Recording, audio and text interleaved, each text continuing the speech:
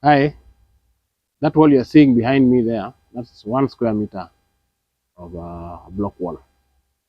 We want to plaster it. We want you to see how a normal plaster should be done, and also the quantities that are used to complete this 1 square meter block wall.